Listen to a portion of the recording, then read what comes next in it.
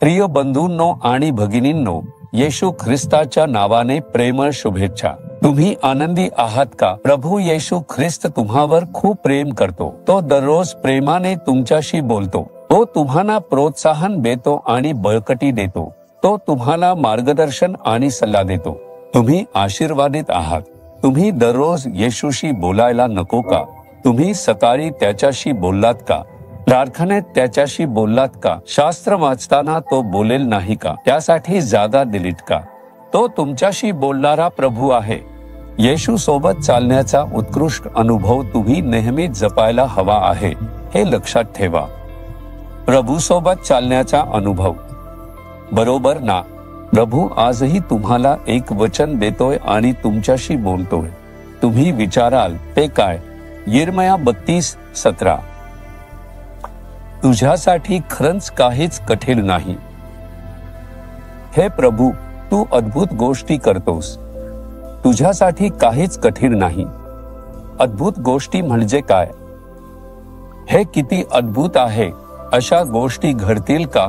लोक असं म्हणणार नाहीत का?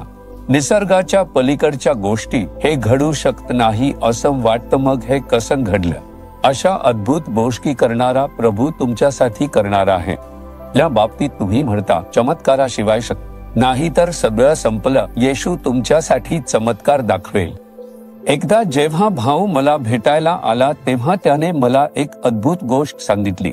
तुम्ही विचारत असाल काय आहे? त्याच्या किडनीमध्ये समस्या निर्माण झाली। कारण त्याच्या किडनीमध्ये समस्या होती। डॉक्टरांनी त्याची तपासणी केली। डॉक्टर म्हणाले, आपल्याला स्कॅन करावं लागेल। स्कॅन केल्यावर त्यात एक अद्भुत गोष्ट आढळली।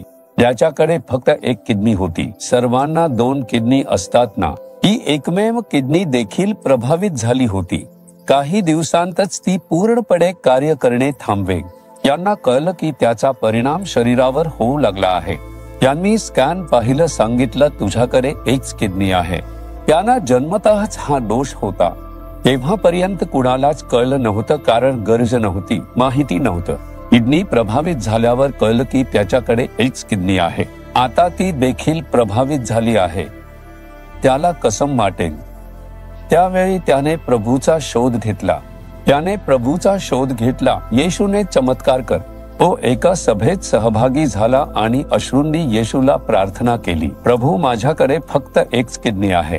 ही किडनी देखील प्रभावित झाली आहे। माझ्यासाठी चमत्कार कर। त्याने मनापासून विश्वासाने प्रार्थना केली।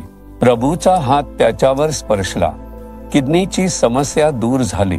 आधीसारखी समस्या उरली नव्हती, म्हणून तो डॉक्टरकडे गेला आणि म्हणाला, मला तपासा। मला सर्व काही सामान्य वाटत आहे। माझ्या शरीरात बदल जाणवतो। जेव्हा त्यांनी पुन्हा स्कॅन केले तेव्हा डॉक्टर गोंधळले। आता 2 किडन्या होत्या, एकच किडनी नव्हती का? मागील आणि सध्याचे रिपोर्ट्स तिथेच होते। या रिपोर्टमध्ये फक्त एकच किडनी नाही का? आता 2 कशा आहेत? प्रभूने ती निर्माण केली। निर्मितीचे एक चमत्कार। तो निर्मितीचा देव आहे। डॉक्टर आश्चर्यचकित झाले। जर एखाद्या अवयवाला इजा झाली असेल तर ते त्यावर उपचार करून बरे करतील। जो अवयव आधी नव्हता तो आता कसा निर्माण झाला, हेच तर अलौकिक आहे। माझ्या सेवा काळात मी असे अनेक चमत्कार पाहिले आहेत। येशू चमत्कार करू शकतो। आज तुमच्या आयुष्यात आजार आहेत का, किंवा मृत्यूची भीती आहे का? येशू चमत्कार करेल। तुमच्या गरजा तुम्हाला घाबरवत आहेत का? तुमच्या समस्या तुम्हाला सतावत का? पळून जाण्याचा मार्ग नाही म्हणून त्रस्त आहात का? वाटतं का फक्त चमत्कारानेच शक्य आहे? येशू तो चमत्कार करेल। त्याच्यासाठी काहीच अशक्य नाही। विश्वासाने म्हणा, प्रभू, तुझ्यासाठी काहीच अशक्य नाही। माझ्यासाठी या बाबतीत माझ्या मुलांशी, कुटुंबाशी, सेवेशी, व्यवसायाशी आणि कामाशी चमत्कार कर। या बाबतीत माझ्यासाठी चमत्कार कर। आज एक चमत्कार घडेल।